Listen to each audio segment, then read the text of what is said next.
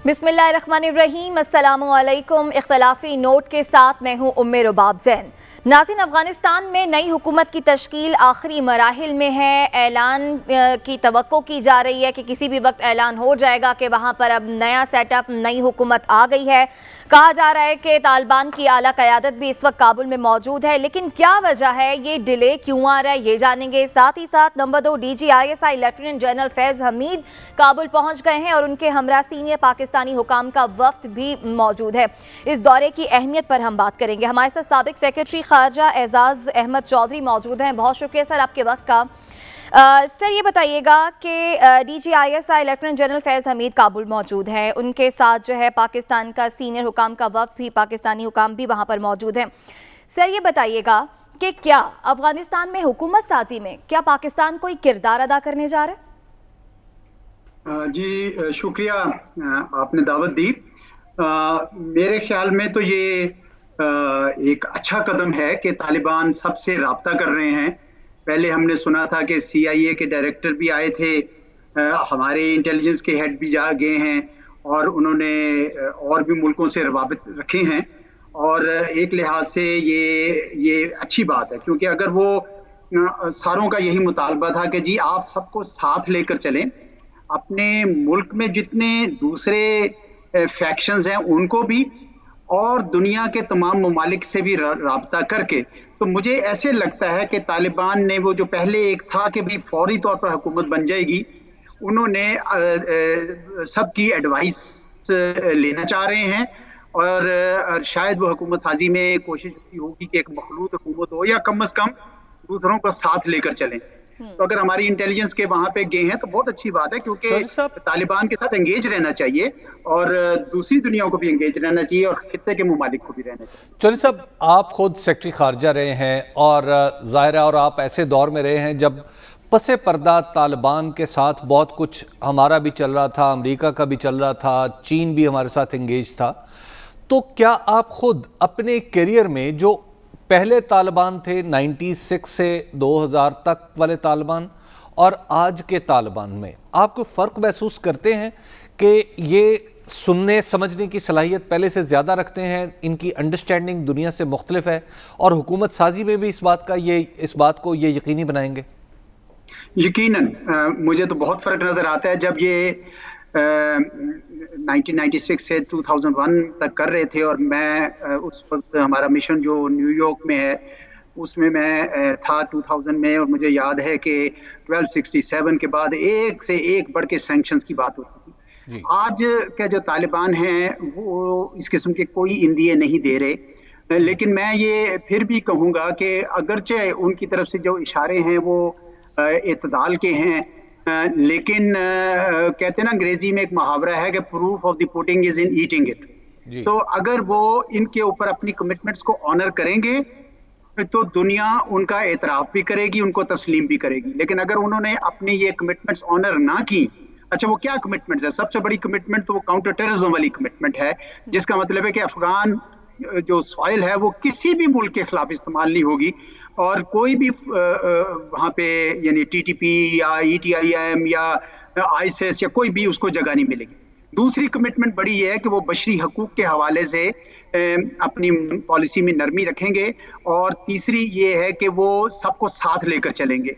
तनहा यकता हुकूमत बनाने से मसाइल होंगे, और यही एडवाइस मेरे ख्याल में पाकिस्तान से भी उनको मुतवातर जा रही है और शायद दूसरे ममालिक से। साहब ये बताइए कि ये जो बात, जैसे कि आपने देखा कि सोशल मीडिया पे इस पे काफ़ी बात हो रही है, जो पाकिस्तान से वफ्द वहाँ पे गया है, हमारा क्या रोल होगा? क्या ये एक कंसल्टेशन का प्रोसेस है? क्या इसमें कोई स्पेसिफिक अहदाफ हमें मद्देनज़र रखने चाहिए?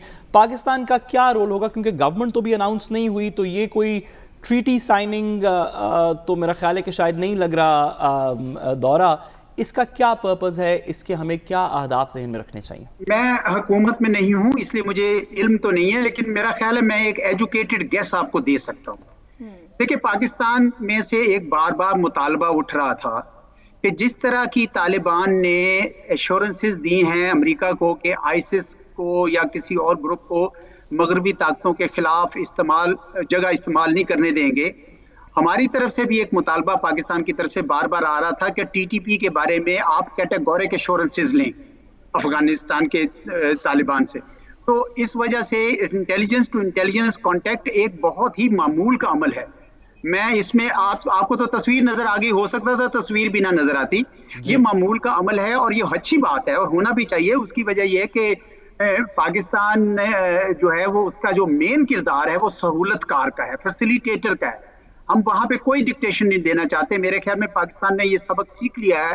ہم کوئی فیوریٹس نہیں رکھیں گے، ہم کو کوئی ان کی اس طرح کی حکومت سازی نہیں کریں گے. البتہ سہولت کاری کریں گے، وہ ہم پہلے سے بھی کر رہے تھے اور ابھی بھی کرنا چاہیے. ساروں کو کرنا چاہیے، صرف پاکستان کو نہیں کرنا چاہیے. چودھری صاحب یہ بتائیے گا کہ ماضی میں، اور اس وقت ظاہر ہے آپ خود آپ بھی اپنے کیریئر کے شاید سٹارٹ میں یا مڈل میں ہوں گے، جب یہ معاملہ ہو رہا تھا کہ ہم نے افغانستان میں طالبان میں کی جو تبدیلی آئی، پاکستان نے تھوڑا جلدی بھی کی، سعودی عرب پہ بھی اپنا اثر استعمال کیا، متحدہ عرب امارات پہ بھی، اور الٹیمیٹلی وہ فیصلہ ہمیں بھگتنا پڑا کسی نہ کسی درجے میں کہ ہم پر پابندیاں یا ہماری بدنامی اس حد تک ہو گئی کہ ہمیں دہشت گرد ملک قرار دینے کی باتیں ہونے لگیں. اب ہمارا طرز عمل کیا ہونا چاہیے؟ کیا ہم پڑوسی ہونے کے ناطے پہلا ملک ہونا چاہیے ہمیں تسلیم کرنے میں، یا ہمیں دنیا کے دوسرے ملکوں کے رسپانس کا انتظار کرنا چاہیے؟ جی میں بالکل آپ کی بات سے اتفاق کرتا ہوں. مجھے وہ دور بڑی اچھی طرح یاد ہے اور اس کے جو مسائل جو اس سے منسلک تھے. میں اس وقت کونسلر رینک کا افسر تھا اور مجھے یاد ہے، اس کی بڑی اچھی طریقے سے یاد ہے. جس طرح میں نے کہا کہ میں پہلے واشنگٹن میں تھا، پھر نیو یارک میں تھا، تو مجھے معلوم ہے. اب کی بار ہمیں ایسی کوئی غلطی نہیں کرنی چاہیے اور اس وجہ سے میری تو تجویز حکومت کو یہی رہی ہے کہ آپ بالکل اس میں ریکگنیشن میں رش نہ کریں. مغرب کا تو مجھے نہیں پتا جی، مغرب نے تو میرے خیال میں کوئی، مجھے ان کے بہت تیور اچھے نہیں لگ رہے، لیکن خطے کے جو تمام ممالک ہیں ان کے ساتھ پاکستان کو مل کر فیصلہ کرنا چاہیے. خطے کے ممالک تمام کے تمام، دیکھیں ہمارا اہداف کیا ہے یا ہدف کیا ہے. ہمارا ہدف یہ ہے کہ افغانستان پر امن ہو. ہم نے افغانستان کی انسٹیبلٹی سے 40 سال سے نقصان اٹھایا ہے اور ہمارے مشرقی ہمسایہ ہندوستان نے بھی افغانستان کی اس انسٹیبلٹی کی وجہ سے پاکستان کے اوپر ایک جسے کہتے ہیں double squeeze, two front situation create کری رکھی، اور خصوصاً اشرف غنی کے دور میں. تو اس وجہ سے یہ بڑا ضروری ہے کہ ہمارے لوگ بھی جا کے ان سے یہ کہیں کہ جی جو ایشورنس آپ نے مغرب کو دیا ہے وہ آپ ہمیں بھی دیں. لیکن میں ہی نہیں، صرف میں سمجھتا ہوں کہ چین بھی اور روس بھی اور سینٹرل ایشین بھی اور ایران بھی اس بات کا حق رکھتے ہیں. تو چنانچہ میں یہ کہوں گا کہ پاکستان یونیلیٹرلی کوئی فیصلہ کرنے کی بجائے خطے کے ممالک کے ساتھ کنسلٹیشن کر کے اکٹھا ایک فیصلہ کرے تاکہ اس میں پائیداری. چودھری صاحب کون سے ڈونٹس ہیں جو نہیں ہونے چاہیے؟ کون سی ایسی چیزیں جن کا خیال رکھنا ہے طالبان کو؟ مثلا میں ایک بات کر رہا ہوں کہ کچھ ایسے افراد تو یقیناً ہوں گے کہ جنہیں اگر وہ اپنی حکومت کا حصہ بنا لیں، یا تو ان کا حکومت کا حصہ بن جانا بہت اچھا ہوگا، یا بعض افراد ایسے بھی ہوں گے کہ اگر وہ حکومت کا حصہ بنے تو دنیا میں ایک بہت ہی نیگیٹو میسج جائے گا. آپ کو لگتا ہے کہ طالبان ان افراد سے گریز کریں گے جن کا نیگیٹو میسج دنیا کو جائے؟ میرا تو خیال ہے کہ ہاں ضرور، بالکل، کیونکہ ایسے عناصر، اب جس طرح آپ دیکھیں نا، یہ امر اللہ صالح صاحب ایک جگہ سے فرار ہو گئے، دوسری جگہ سے فرار ہو کے، ایسے جو لوگ ہیں، یا حمداللہ موحد صاحب پتہ نہیں کہاں غائب ہو گئے ہیں، اشرف غنی صاحب خود بھی چلے گئے. تو ایسے عناصر کی تو کوئی واقعی جگہ میرے خیال میں اب افغانستان میں نہیں ہے. ہاں البتہ جو لوگ وہاں پہ موجود ہیں اور ان کے پورے بڑی ایتھنک کمیونٹیز ہیں، ہزاراز ہیں، ازبیک ہیں، تاجک ہیں، ان سب کا یقیناً میں سمجھتا ہوں کہ افغانستان کے اندر ایک سٹیکس ہیں. ان کو کنسلٹ کرنا چاہیے، ان کی جو لیڈرشپ وہاں پہ موجود ہے ان کو ساتھ لے کر چلنا چاہیے. اب وہ کیسی حکومت بنائے یہ پاکستان کو سجیسٹ نہیں کرنا چاہیے، کسی کو بھی سجیسٹ نہیں کرنا چاہیے. یہ افغانستان کے لوگوں کا اپنا معاملہ ہے. لیکن ایک بات میں آپ کو بتاؤں کہ یہ کچھ لوگ کہتے ہیں جی ڈویبل ہی نہیں ہے. وہ کہتے ہیں جی آپ کیسی بات کر رہے ہیں، کیا ڈیموکریٹس اور ریپبلکن ملا کے گورنمنٹ بنا سکتے ہیں؟ تو میں کہتا ہوں کہ جی آپ باہر کی مثالیں افغانستان پہ منطبق نہ کریں. اس کی وجہ یہ ہے کہ افغانستان میں ہمیشہ ڈی سینٹرلائزڈ گورننس رہی ہے. وہ کابل میں ایک ٹٹولر حکومت ہوتی تھی جبکہ سارے وار لارڈز اپنے اپنے ایریاز میں ہوتے تھے. تو اسی ماڈل کے حوالے سے جو جن ایریاز میں جن کی میجورٹی ہے ان کو اس میں شراکت کرنی چاہیے ان کی حکومت میں. یہ بھی بتائیے کہ آپ کے انٹرنیشنل ڈپلومیٹک ایکسپیرینس کے پرسپیکٹو میں یہ کیسے چلے گا پروسیس؟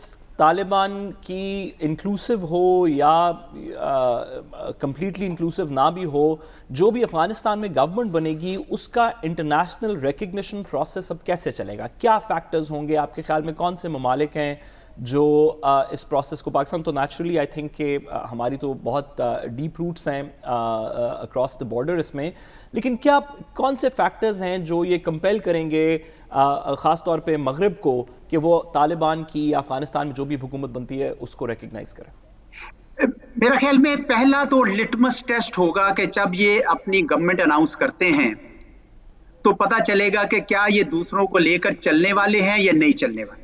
پہلا لٹمس ٹیسٹ تو یہ.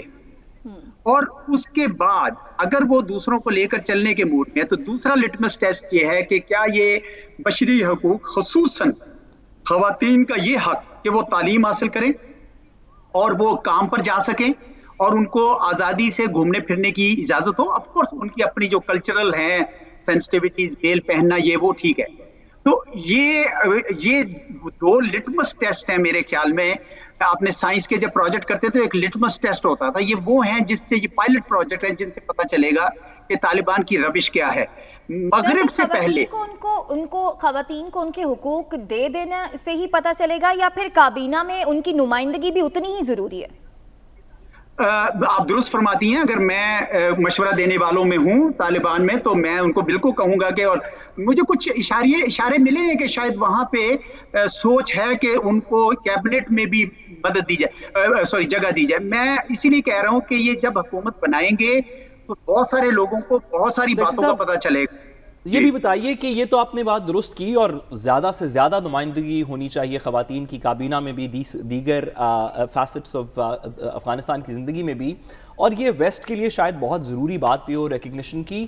لیکن ایسے ممالک بھی تو ہیں خاص طور پہ مڈل ایسٹ میں جہاں پہ خواتین کے رائٹس تو کبھی بھی انفارچونیٹلی زیادہ میٹر نہیں کیے، ان کی اپنی گورننس سٹرکچرز میں آج بھی نہیں میٹر نہیں کرتے، ان کی کابینہ میں موجود نہیں ہیں، ان کی گورننس سٹرکچرز میں موجود نہیں ہیں. کیا مڈل ایسٹ آپ کے خیال میں کچھ مختلف فیکٹرز کی طرف دیکھ رہا ہوگا طالبان کی ریکگنیشن کے لیے؟ مڈل ایسٹ اس میں پلیئر نہیں ہے جی میرے خیال میں. اس میں جو ایکٹرز ہیں وہ افغانستان کے ہمسائے ہیں اور کسی حد تک مغربی ممالک. ہمسائے اس لیے کیونکہ ہمسایوں سے ان کو امداد کی توقع ہے، ہمسایوں کا ایک ویسٹڈ انٹرسٹ ہے کہ افغانستان پرامن ہو جائے، جبکہ مغرب یہ دیکھے گا کہ ان کا اب کردار کیسا ہے. اور تب بھی میں آپ کو بتاؤں کہ بڑا ٹائم لگے گا مغرب کی طرف سے آن بورڈ ہونے میں. اس وجہ سے طالبان کے لیے ابھی یہ کافی امتحان کا وقت ہے. ہماری گورنمنٹ میں نے کل پرسوں ایک تھنک ٹینک فورم پورے پاکستان کے 42 تھنک ٹینکس اکٹھے ہوئے تو وزیر خارجہ ان سے بات کر رہے تھے تو انہوں نے کہا کہ ہم چاہتے ہیں کہ مغرب کے ساتھ بھی سسٹینڈ انگیجمنٹ رہے، مغرب ان کے ساتھ رکھے. درست ہے کیونکہ طالبان کو چاہیے کہ ان کے ساتھ بھی روابط رکھیں، لیکن میں ان سے زیادہ توقع نہیں کرتا. میں کہتا ہوں کہ طالبان کا زیادہ جو دار و مدار ہوگا آپ دیکھیں گے وہ خطے کے ممالک میں ہوگا، کیونکہ دونوں کا انٹرسٹ ایک ہے کہ اب افغانستان میں اب امن جو بنا ہے تو یہ چلتا ہے. چوری صاحب، امریکہ کا کریکٹر بڑا ڈیفائننگ کریکٹر ہوتا ہے کہ اگر وہ مان لے تو بہت ساری دنیا کا حصہ جو ہے وہ چیزوں کو تسلیم کرنے لگتا ہے. کیا امریکہ کے بغیر چین اور روس افغانستان کی حکومت کو تسلیم کر لیں اور پاکستان بھی اس کلب کو جوائن کر لے تسلیم کرنے والوں کو، تو کہیں ایسا تو نہیں ہوگا کہ ہم ویسٹ کے ساتھ اپنے تعلقات خراب کر بیٹھیں گے؟ میرا نہیں خیال جی، بالکل نہیں.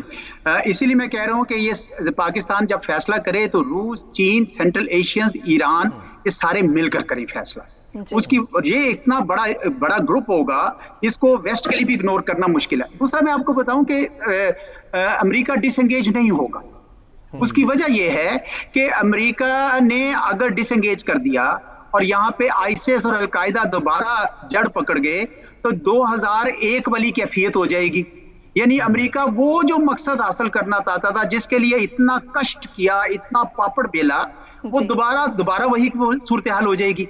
इसलिए मेरा ये ख्याल है कि अमेरिकी चाहेंगे कि तालिबान के साथ राब्ता रहे, ताकि वो जो काम अमेरिका करना चाहता था आईसिस को खत्म करना, वो तालिबान करें, और तालिबान करेंगे, क्योंकि इन्होंने साबित किया कि आईसिस जो है वो एक काबिल एतबार किस्म का ग्रुप नहीं है, दहशतगर्द है। तो अमेरिका का इंटरेस्ट है कि तालिबान के साथ राब्ते में रहे, ताकि यहाँ पे दूसरे जो एंटी टेररिस्ट ग्रुप जो है वो ना आए। और यही इंटरेस्ट चीन का, रूस का और हमारा भी है। तो इस वजह से मुझे कभी उम्मीद है कि अगर तालिबान ने एक रैशनल अप्रोच इख्तियार की, रैशनल मैं कह रहा हूँ, तो आप देखेंगे कि उनके लिए सूरत हाल बहुत बेहतर होगी और अमन भी अफगानिस्तान में आने के चांसेस ज़्यादा होंगे।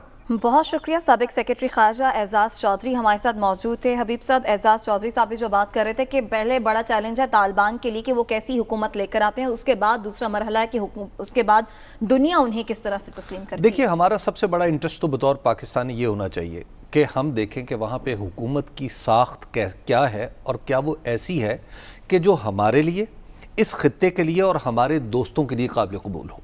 इसमें सिर्फ पाकिस्तान की रजामंदी मतलूब नहीं है। पाकिस्तान रजामंद इससे पहले कहीं वर्स्ट किस्म की गवर्नमेंट पे हो चुका है 1997 में, तो पाकिस्तान का रिकॉर्ड तो बिल्कुल भी अच्छा नहीं है। तो एक तो इस मामले में सबसे पहले, जैसे चौधरी साहब भी कह रहे हैं, और आप किसी भी शख्स से बात करें वो आपको यही कह रहा है कि आपने सबसे पहले हुकूमत की साख्त को देखना है कि हुकूमत कैसे, वहाँ पे उस हुकूमत के अनासर तरकीबी क्या है। कहीं ऐसा तो नहीं है कि आप वारलॉर्ड्स जो बहुत बदनाम हो चुके हैं, या किसी दहशतगर्दी की फहरिस्त में उनका नाम है और आज भी कायम है, या किसी और वजह से उनके ऊपर बहुत सारे इल्ज़ामात हैं, तो आप उनको हुकूमत में शामिल करके क्या मैसेज देंगे। तो सबसे पहले तो ये बात है। दूसरी बात यह है कि देखिए, हमारे यहाँ अब तक अनफॉर्चुनेटली हमारे यहाँ ये हो रहा है कि हम अफ़गानिस्तान के साथ अपनी पॉलिटिकल कनेक्शन हम अपना इस्टेब्लिश नहीं कर पा रहे। मिसाल के तौर पे तालिबान के लोग जो हैं वो किसी भी हवाले से हमारी सिक्योरिटी इस्टेब्लिशमेंट्स में जाने पहचाने जाते हैं, और अब तक डीलिंग की जो नेचर थी शायद उसका तकाजा भी यही था कि इसी तरह के ताल्लुकात रहें और रखे जाएं। यहाँ से मामला तब आगे बढ़ रहे हैं। आगे बढ़ते हुए मेरा ख्याल यह है कि हमें उनकी शक्ल बहुत ही पॉलिटिकल रखनी चाहिए। मिसाल के तौर पे आज भी जो हो, वहाँ पे हमारे जो दौरा विजिट हो रहा है, उसकी तस्वीर मेरा नहीं ख्याल कि किसी ने डेलिबरेटली, कोई हमारे दोस्त ने उस तस्वीर को जारी किया है, क्योंकि इस तरह के विजिट की तस्वीर जो हैं वो कोई उसका इस तरह का इजरा जो है वो हमारे साथ कोई दोस्ताना तर्ज अमल नहीं है। हमारा काम अब ये है कि हम उसको पॉलिटिकल अरीना में लेके आए। पॉलिटिकल लोग दूसरे पॉलिटिकल लोगों को ज़्यादा अच्छी तरह समझा सकते हैं। मैंने कल भी अर्ज़ किया था कि तालिबान के जितने भी लोग हैं, दरअसल वो सब के सब लड़ाई का पस मंज़र रखते हैं। लड़ाई के इस पस मंज़र के साथ अब उन्हें पॉलिटिक्स में आना है, गवर्नेंस करनी है। तो यहाँ पे हमारा बतौर भाई के एक फ़र्ज़ भी बनता है कि पाकिस्तान के पॉलिटिशियंस के साथ उनके रिलेशन ज़्यादा मजबूत हों। अब तक पाकिस्तान के पॉलिटिशियंस के साथ जो उनके रिलेशंस रहे हैं वो उनकी नेचर बिल्कुल डिफरेंट रही है। मिसाल के तौर पे मौलाना फजल रहमान के साथ जो उनके माजी में जो ताल्लुकात रहे, मौलाना के पास पाकिस्तानी सियासत में एक, या मौलाना की वजह से पाकिस्तानी सियासत में तालिबान का वजूद एक पॉलिटिकल लिवरेज के तौर पे इस्तेमाल हुआ। इसी तरह मौलाना समीउल हक मरहूम, या शहीद, बल्कि शहीद, जब मौलाना समीउल हक रहमतुल्लाह अलैह जो थे, उनके साथ भी इनका जो रिलेशन था वो भी दरअसल एक ख़ास तनाजुर में इस्तेमाल होता था। अब हमें चाहिए कि हम तालिबान के साथ जो पॉलिटिकल रिलेशन है उसको मखसूस और महदूद करके उसको पाकिस्तानी सियासत में इस्तेमाल ना होने दें। ये हमारा फ़र्ज़ अव्वलीन है। तो ऐसे मौके पे हमारी जो वो जमातें जो एक मुल्क गिर अपना वजूद रखती हैं, या उनकी अपील मुल्क गिर है, उनको भी एतमाद में लेना है। और उनके साथ जो तालिबान अब एक, हमें उनको एक पॉलिटिकल फोर्स के तौर पे जब हम तस्लीम कर रहे हैं, तो हमें उनके साथ रिलेशनिंग भी इस तरह की करनी चाहिए। तो मेरा ख्याल है कि हमें थोड़ा सा अपने तर्ज अमल पे, पुराने तर्ज अमल पे गौर करना चाहिए जी। और माजी का जो माजी करीब का तर्ज अमल है उस पर ज़्यादा गौर करना चाहिए, اور حال پہ غور کرنا چاہیے, پھونک پھونک کے قدم رکھنا چاہیے, بلکہ بعض معاملات میں صرف پھونکے مارتے ہیں, قدم نہ اٹھائیں. یہ اس وقت یہ نزاکت ہے. میں نے صحافیانہ زبان میں وہی کچھ کہنے کی کوشش کی ہے جو ابھی اعزاز چودھری صاحب جیسے تجربہ کار آدمی نے اور پاکستان کے سابق سیکرٹری خارجہ نے بہت ہی سفارتی الفاظ میں بتایا ہے. سعد صاحب آپ کی جانب آؤں گی. اب چونکہ افغانستان میں طالبان کی حکومت بننے جا رہی ہے تو ان کے ساتھ پولیٹیکل کنیکٹیوٹی اب کتنی ضروری ہے؟ دیکھیے میرا خیال ہے کہ وقت میں پولیٹیکل کنیکٹیوٹی ہو جائے گی, لیکن میرا اس سے موقف تھوڑا سا مختلف ہے. یہ جو سوال ہے کہ کون ریکگنائز کرے گا طالبان کو, کون نہیں کرے گا, دنیا کا کوئی ایسا ملک نہیں ہے جو طالبان کو ریکگنائز نہیں کرے گا. کوئی دنیا کا ایسا ملک نہیں ہے, نہ بھارت, نہ امریکہ, نہ چین, نہ روس, نہ سعودی عرب, نہ یو اے ای, نہ کوئی ایسا ملک نہیں ہے دنیا کا جو طالبان کو ریکگنائز نہیں کرے گا, چاہے وہ اپنی کمٹمنٹس پوری نہ خواہ وہ جس مرضی کو کیبنٹ کے اندر ڈال لیں. یہ جو حبیب صاحب والی بات تھی میں اس سے ایگری نہیں کرتا. اس وقت جتنا طالبان کو دنیا ریکگنائز کر رہا ہے کسی اور ملک کو کر رہا ہے. اگر پاکستان کے فارن سیکرٹری کوشش کرے اینتھنی بلنکن سے بات کرنے کی, یا بھارت کے فارن سیکرٹری کوشش کریں اینتھنی بلنکن سے بات کرنے کی, اور ستانک زئی صاحب کوشش کریں اینتھنی بلنکن سے بات کرنے کی, کس کا فون پہلے اٹھایا جائے گا؟ بھئی کس سے نیگوسیشنز ہو رہی ہے, ہر لمحے کس کی طرف دیکھا جا رہا ہے, ہر فون کال کس کو ہو رہی ہے, ہر فارنر کو نکالنے کی نیگوسیشن کس کے ساتھ ہوئی تھی, کابل کا ایئرپورٹ کس کو ہینڈ اوور کیا. اچھا, اور جن لوگوں کو کر رہے ہیں کیا ان کا پہلے ٹیررسٹ بیک گراؤنڈ چیک کر رہے ہیں؟ یہ وہی لوگ ہیں جو آج کی تاریخ تک امریکہ کی ایف بی آئی کی لسٹ کے اندر موجود ہیں, امریکہ کی ٹیررزم کی لسٹ کے اندر موجود ہیں. ان کے ساتھ بیٹھ بھی رہے ہیں, بات بھی کر رہے ہیں, نیگوشیٹ بھی کر رہے ہیں, آئندہ بھی ریکگنائز کریں گے. یہ بات ایک ماضی کی بات ہے کہ امریکہ کا ایک, جس کو امریکہ انٹرنیشنل رولز بیسڈ آرڈر کہتا ہے, کہ ایک انٹرنیشنل رولز بیسڈ آرڈر ہے اور جو شخص بھی اس سے علیحدہ ہو جائے گا اس سے ہم بات نہیں کریں گے, اس پہ سینکشنز لگائیں گے, یہ کریں گے, وہ کریں گے. یہ کہانی ختم ہو گئی. آپ نے لگا کے دیکھ لی ایران کے اوپر سینکشنز, کیا ہوا پھر؟ آج $400 بلین کی ڈیل چائنا نے نہیں کر لی. کیوبا کے ساتھ اتنے عرصے کے اندر کیا ہوا, سیریا میں کیا ہوا, لیبنان میں کیا ہوا. جن لوگوں کو آپ ٹیررسٹ کہتے رہے تھے اور آپ ان کے ساتھ بیٹھے نہیں تھے, طالبان کے ساتھ آپ شروع میں نہیں بیٹھنا چاہتے تھے, اینڈ میں انہی لوگوں کے ساتھ بات کرنی پڑ رہی ہے. آج سیریا میں بشار الاسد کے ساتھ بات کرنی پڑ رہی ہے, آج لیبنان میں حزب اللہ کے ساتھ بات کرنی پڑ رہی ہے. تمام آپ کی مثالیں سن کر خوف آ رہا ہے. نہیں, تمام لوگ, انٹرنیشنل دنیا اپنے مفادات دیکھتی ہے.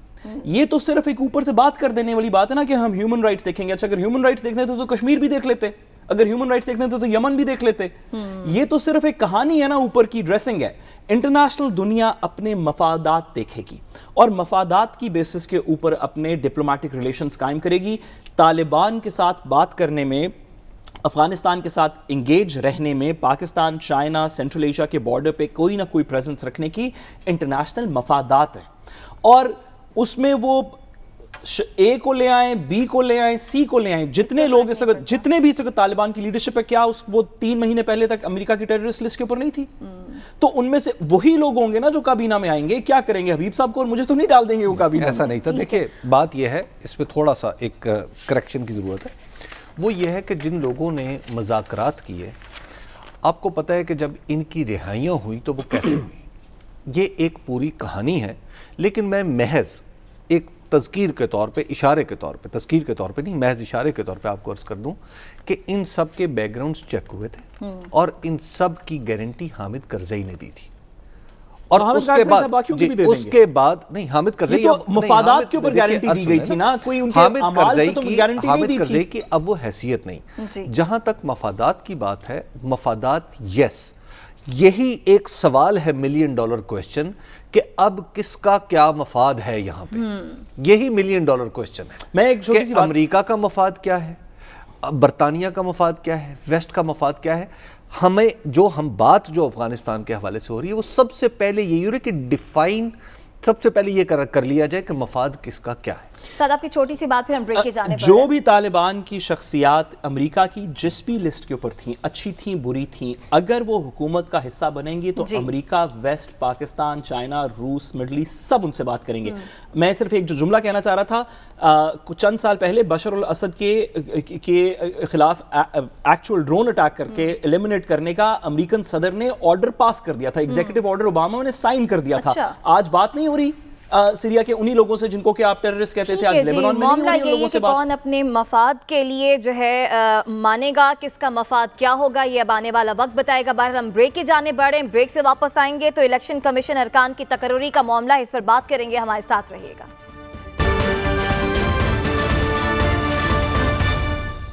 वेलकम बैक नाज़रीन। इलेक्शन कमीशन अरकान की तकर्री का मामला है। पंजाब और खैबर पख्तूनख्वा के अरकान 26 जुलाई 2021 को जो है रिटायर हो चुके हैं। 41 रोज़ गुजर गए हैं और आइन के मुताबिक ये तकर्री 45 दिन के अंदर होनी है। इसी मामले को लेकर वज़ीर आज़म इमरान खान ने शहबाज शरीफ को ख़त भी लिखा है, नाम भी तजवीज़ किए हैं। बिलावल भुट्टो ज़रदारी और शहबाज शरीफ के दरमियान राब्ता भी हुआ है। हबीब साहब, ये आइनी मामला एक बार फिर इसमें हम देखेंगे कि कोई खींचातानी हो रही है या फिर ये खुश असलूबी से तय पा जाएगा कि कौन से नाम जो है वो नामजद होने चाहिए? वैसे ये जिस अंदाज से ये वाक़यात हो रहे हैं ना, जब 18वीं तरमीम में ये शामिल किया गया कि एक मीनिंगफुल कंसल्टेशन के बाद फिर उसमें अदालती फैसले भी मौजूद हैं कि प्राइम मिनिस्टर और हिज़्ब इख्तलाफ की एक बामानी मुशावरत के बाद लोगों को लगाया जाएगा। तो जब ये आ रही थी तजवीज़ सामने तो हम उस वक्त बतौर जमहूरियत पसंद बड़े खुश हो रहे थे। हम सबको ये लग रहा था वाह वाह वाह वाह, कमाल हो गया, ये है पाकिस्तानी जमहूरियत की पुख्तगी। लेकिन ये नहीं पता था कि पाकिस्तानी जमहूरियत की पुख्तगी इन्हीं नालायकों के हाथ में आनी है जिनसे हमें गुज़श्ता 74 साल से वास्ता पड़ा हुआ। ठीक है, P1, 2, 4 को निकाल के, चूँकि हम एक नालायकिस्तान है तो हमारे हाथ बहुत अच्छा टूल भी आ जाए तो हमने उसको बर्बाद करना है। अब आप ज़रा देखिए, एक डेमोक्रेटिकली इलेक्टेड हैं दो लोग, कौन कौन? इमरान खान साहब भी और शहबाज शरीफ साहब भी।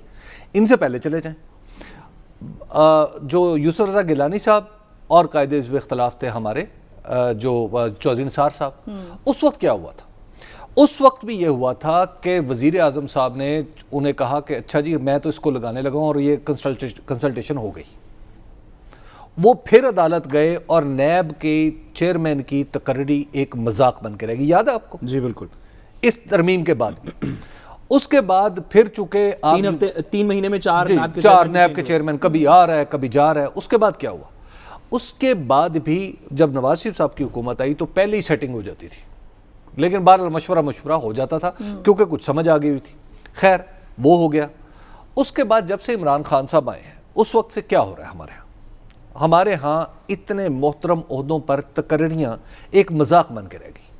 आप चीफ इलेक्शन कमिश्नर की तकर्री देख लें, उसके बाद जो कुछ हुआ और अब भी जो खप पड़ी हुई है, आप खत लिख रहे हैं, भाई ये वो काम होते हैं जब आप शुरफा को, इतने सीनियर लोग हैं, मैं उनको देख रहा था, एहसन महबूब साहब कौन है? साबिक IG, ठीक है, उनका नाम दिया हुआ है। एक वकील साहब हैं, उनका भी नाम दिया हुआ है। एक साबिक अफसर है, फेडरल सेक्रेटरी है, उनका भी नाम दिया हुआ है। KP के जो मुझे मौजूदा जो वहाँ पे KP के PSC यानी पब्लिक सर्विस कमीशन के चेयरमैन हैं, उनका भी नाम आया हुआ है। जब एक साबिक जज साहब का नाम आया हुआ है। अब जब आप इतने मोहतरम लोगों के नाम दे देते हैं और उनका फिर ऑपरेशन के लिए खुला छोड़ देते हैं कि वो भी करें, अब होगा क्या? प्रैक्टिकली क्या होगा? एक नाम पंजाब से मान लिया जाएगा अपोजिशन का, एक नाम उस तरफ से मान लिया जाएगा KP से गवर्नमेंट का। तो भाई आप पहले ये छुप छुपा के आराम से सेटल कर लें। आपने ज़रूरी लोगों के ऊपर क्वेश्चन उठवाने हैं, तो लिहाजा नालायकों के हाथ में जब मामला आया हुआ होता है तो उसके साथ फिर शुरफा की दस्तारें इसी तरह उछलती। अब आप पूछेंगे खबर वाली बात ये तो थी उसूली। अब खबर वाली बात ये कि ये 6 नाम आए कहाँ से? बिल्कुल, वज़ीर आज़म तो शायद इनमें से किसी को नहीं जानते। तो 6 नाम आए हैं 2 आदमियों की तरफ से। वो कौन? अब वो पूछो कौन है? अब एक नाम है जो हमारे फवाद चौधरी साहब। फवाद चौधरी साहब ने बड़े सटल तरीके से ये नाम आगे दे दिए हैं। अच्छा। और मुझे तो इत्तफाक ऐसा है कि मुझे उन सारे रिलेशंस का भी और नेटवर्क का भी पता है, लेकिन खैर अब मैं वो क्या अर्ज करूं। अच्छा, आप इसको सहूलत के लिए जेलम नेटवर्क कह सकते हैं। अच्छा, उसके बाद अब आप आगे आ जाए। तो लगा शायद आप नहीं बताएंगे। नहीं, जेलम नेटवर्क तक की बात होती है। अच्छा, उसके बाद दूसरे नाम कहाँ से आए? जो KP से आए। KP से हमारे अजीज़ दोस्त, हमारे वज़ीर आज़म के मीर मुंशी जनाब प्रिंसिपल सेक्रेटरी आज़म खान साहब की तरफ से आए। अच्छा। और उन नामों में उन नामों की अगर डिटेल में जाऊं मैं तो आपको जब बताऊं कि किसका ताल्लुक़ किससे है, कौन कैसे इस लिस्ट में आया है और हतमी तौर पे कौन होगा, तो आप कहेंगे अच्छा सारे ही नालायक हैं। تو نہیں میں آپ آپ کہہ رہے ہیں کہ جو نام تجویز کیے گئے یہ نام بھی اس عہدے کے مطلب نہیں میں تجویز کرنے والوں کی بات کر رہا ہوں. ناموں پہ ناموں پہ میں اعتراض نہیں کر رہا. ٹھیک ہے, ان ناموں کی ایک مشترکہ خصوصیت ہے, لیکن وہ بھی خیر اس کو چھوڑ دیں. اچھا, اس مشترکہ خصوصیت پہ بھی میں کوئی بات نہیں کرنا چاہتا, لیکن میں آپ کا حسن ظن قائم رہنے دینا چاہتا ہوں کہ یہ نام میرٹ پہ آئے تھے. ٹھیک ہے, ساتھ صاحب آپ کی جانب آئیں گے. اس سے پہلے بھی جب آئینی معاملہ آیا, چیف الیکشن کمشنر کا معاملہ تھا, سندھ اور بلوچستان کے ممبران کا تقرر ہونا تھا, وہ معاملہ بھی 1.5 سال تک لٹک گیا. اب آپ کو لگتا ہے کہ یہ آئینی مرحلہ جو ہے وہ خوش اسلوبی سے طے پا جائے گا؟ دیکھیں, ڈیموکریسی خوش اسلوبی نکال دیں. Democracy is the best revenge. میں تو اس بات میں یقین رکھتا ہوں کہ democracy is the best revenge. آئین پاکستان کے کو اور 18ویں ترمیم کو ریکنسیڈر, 18ویں ترمیم کے اندر بہت سے, میں تو ناقد ہوں اس ترمیم کا, اور میرے خیال میں اس میں بہت سے مسائل ہیں. 63A کے اوپر ہم پہلے بات کر چکے, جو ڈیفیکشن کلازز والی بات ہے. آپ کو میں نے اس طرح کی ایگزامپلز دیں کہ وہ ایک 18ویں ترمیم کے بعد ایک بچہ جو ہے وہ ٹرین کے ٹریکس کے اوپر آ کے وہ بیچارہ جاں بحق ہو گیا, تو پتہ چلا کہ وہ ٹرین کی جو پھاٹک تھا اس کا گیٹ نہیں لگا ہوا تھا. تو ریلوے والوں سے پوچھا کہ جی یہ کیا چکر ہے, انہوں نے کہا جی پھاٹک جو ہے وہ ڈسٹرکٹ انتظامیہ کے پاس آتا ہے, جو ٹرین کا ٹریک ہے وہ فیڈرل گورنمنٹ کے پاس آتا ہے. تو 18ویں ترمیم کے اندر جو ڈسٹریبیوشن آف پاورز ہوئی اس میں ٹرین کا ٹریک وفاقی حکومت کے پاس تھا, لیکن پھاٹک لگانا جو ہے وہ صوبائی حکومت کے پاس تھا, اور اس وجہ سے اس بچے کے جاں بحق ہونے کے باوجود کوئی بھی قصوروار نہیں تھا. ایک نے دوسرے کے اوپر ڈال دیا, دوسرے نے پہلے کے اوپر ڈال دیا. 18ویں ترمیم کے بہت سی اچھی باتیں بھی ہیں, لیکن اس میں بہت سے مسائل ہیں, اور ان میں سے ایک مسئلہ یہ ہے کہ ہم نے انٹلیکچولی اپنے ذہن سے ہم نے ایک ایسا سسٹم بنایا جو کہ آن پیپر تو ٹھیک لگتا ہے, بڑی اچھی بات ہے. لیڈر آف دا ہاؤس اور لیڈر آف دی اپوزیشن بیٹھ کے متفقہ طور کے اوپر کچھ چیزیں نامنیٹ کرتے ہیں, الیکشن کمیشن کو نامنیٹ کرتے ہیں, نیب کو نامنیٹ کرتے ہیں, انٹرم گورنمنٹ کو نامنیٹ کرتے ہیں, اس طرح کی 2-4 چیزیں. لیکن جب آپ اس کو پریکٹیکل اس کے اندر لے کے آتے ہیں تو ان 3 سالوں میں سے کم 2.5 سال تو ایسے تھے جب لیڈر آف دا ہاؤس اور لیڈر آف دی اپوزیشن ایک دوسرے سے بات کرنے کے روادار نہیں تھے. اب بھی نہیں, ابھی بھی یہ بس خط و خطابت ایک کانسٹیٹیوشنل میکنزم کے تھرو ہو رہی ہے. جو کنسلٹیشن ہونی چاہیے, جو اسپرٹ تھی آئین کی کہ بھئی ایک اپوزیشن کو اور لیڈر آف دا ہاؤس اور لیڈر آف دی اپوزیشن کو اس لیے بٹھایا تاکہ کوئی یہ شک نہ کر سکے کہ لوگ کلین ہیں یا نہیں ہیں. اسی لیے بٹھایا کہ جی کوئی شک نہ کر سکے کہ لوگ کلین ہیں یا نہیں ہیں. اپوزیشن کا بھی خیال ہے کہ بندہ ٹھیک ہے, گورنمنٹ کا بھی خیال ہے بندہ ٹھیک ہے, اس لیے اس بندے کو لگا دیا. ایسے ہی ہوا. بالکل. تو چیئرمین نیب کے اوپر کتنی تنقید ہوئی, کیا وہ اپوزیشن اور لیڈر آف دا ہاؤس نے مل کے نہیں لگائی تھی, بلکہ نواز شریف صاحب کے leader of the house, Noon league کے لیڈر آف دا ہاؤس اور اس وقت کی اپوزیشن نے مل کے لگائی. پھر وہی لوگ جو لگانے والے تھے وہ ان کے اوپر ناقد اور تنقید کرنا شروع ہو گئے. چیف الیکشن کمشنر کو, جس کو اس گورنمنٹ نے لگایا تھا, لگانے کے بعد ان کے اوپر تنقید کرنی شروع کر دی, خود حکومت نے شروع کر دی. اسی طرح جس طرح چیئرمین نیب لگانے کے بعد خود نواز شریف صاحب کی گورنمنٹ نے ان کے اوپر تنقید شروع کر دی تھی. تو یہ اس مشینری کا مقصد یہ تھا کہ جب آپ دونوں آپس میں مشاورت کر کے, اپوزٹ پولیٹیکل اینڈ سے آپس میں مشاورت کر کے کچھ لوگوں کو لگا دیں گے تو پھر ان کے اوپر اس طرح کی تنقید نہیں ہوگی جو کہ تنقید برائے تنقید. اگر کوئی کام کریں گے تو پھر بات ہوگی, ورنہ ان کو آپ کنٹروورشل نہیں بنائیں گے. لیکن اس سسٹم کے انٹلیکچوئل کانسیپٹ اور پریکٹیکل اپلیکیشن میں بہت بڑا فرق ہے. پریکٹیکلی ہم اس پر امپلیمنٹ کیوں نہیں کرے صاحب, اس کا جواب لیں گے اس بریک کے بعد. ہمارے ساتھ رہیے گا. ویلکم بیک ناظرین. حبیب صاحب, ایک معاملہ ہے حکومت اور اپوزیشن کے درمیان اتفاق ہونے کا. کیا اپوزیشن میں آپس میں اتفاق ہو جائے گا؟ یہ مل جل کر کوئی نام سامنے لائیں گے؟ آج شہباز شریف اور بلاول بھٹو زرداری کا رابطہ ہوا ہے. عام طور پہ آسان ہوتا ہے, اس کی وجہ کہ بہت زیادہ چیزیں سٹیک پہ نہیں ہوتی نا, اور پھر پرٹیکولرلی یہ معاملہ بھی پنجاب کا ہے تو اس میں پیپلز پارٹی شاید بہت زیادہ رول پلے کرے گی بھی نہیں, وہ ایک لی وے دے گی خود وزیر اعظم کو. دیکھیے, جو میں آپ کو عرض کرنا چاہتا ہوں, یہ ہمیں معاملہ میرا خیال اس پہ غور کرنا چاہیے کہ وہ ایک انگریزی کا محاورہ جی, وہ کیا کہ نالائق آدمی اپنے اوزاروں سے لڑتا رہتا ہے. ہم یہ نالائق آدمی کا پرابلم یہ ہوتا ہے, اور نالائق آدمیوں کا پرابلم یہ ہوتا ہے کہ وہ اپنے اوزاروں سے, اپنے اختیارات سے لڑتے رہتے ہیں, جس کا مظاہرہ ہم اس وقت دیکھ رہے ہیں اور پہلے بھی دیکھ چکے ہیں. میرا خیال ہے کہ اب ہمیں اس میں کانسٹیٹیوشن پہ جب بھی ہم غور کریں تو شاید ہمیں اس کو یہاں سے نکال کے کسی قانون میں ڈال دینا چاہیے اور کسی پارلیمانی کمیٹی کے سپرد کر دینا چاہیے, اور وہ بھی اگر ہم سینٹ کی کمیٹی کے سپرد کر دیں تو زیادہ اچھا ہے, کیونکہ پارلیمنٹ کے جو ممبرز ہیں یہ تو براہ راست الیکشن سے متعلق ہے نا, تو یہ اپنا ہی لوگوں کو, انہیں ریگولیٹر کو نہیں لانا چاہیے. میرا خیال ہے کہ سینٹ کے لوگ جو ہیں سینٹ کے ذمہ لگا دیں یہ اپائنٹمنٹس. دنیا کے ترقی یافتہ ملکوں میں, مہذب ملکوں میں, جیسے کہ ہم بھی ہیں مہذب, اچھا وہاں پہ ایسا ہی ہوتا تو ہمیں ایسا ہی کرنا کہتے چاہیے. ہوئے مسکرا کیوں ہیں آپ؟ ہمیں اپنی نالائکی کا ڈنڈورا اس طرح نہیں پیٹنا چاہیے. سعد صاحب، جو بات حبیب اکرم صاحب کر رہے ہیں، اس پولیٹیکل میچورٹی کا مظاہرہ کرے گا کون؟ دیکھیے اگر تو آپ ہمارے پاس بطور ریاست دو آپشنز.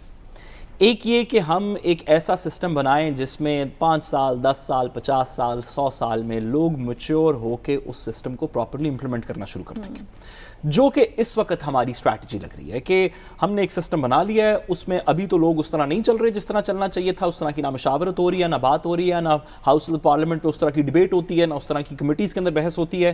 لیکن ایونچولی ہماری امید یہ ہے کہ کلچر ایوالو کر جائے گا اور ہم اس آئین کے اس اسپرٹ کو امبریس کریں گے. دوسرا آلٹرنیٹیو 1000 سال میں ہو جائے. دوسرا آلٹرنیٹیو یہ ہے کہ ہم کیوں نہ آئین کے اندر ترامیم کرتے ہوئے وہ ترامیم کریں جو ہمارے آج کی کلچرل ریالٹیز اور آج کی سوسائٹل ریالٹی سے ریلیٹ کرتی ہیں. جب وہ بدل جائیں گی اور ہماری ڈیموکریسی میچور ہو جائے گی تو ہم پھر تھوڑا سسٹم بھی میچور کر لیں گے. لیکن ابھی کے لیے اس سسٹم کو تھوڑا سا ری تھنک کرنا ضروری ہے. اس کے ساتھ ہی پروگرام سے اجازت دیجیے. آپ سے کل ملاقات ہوگی اللہ نگہبان.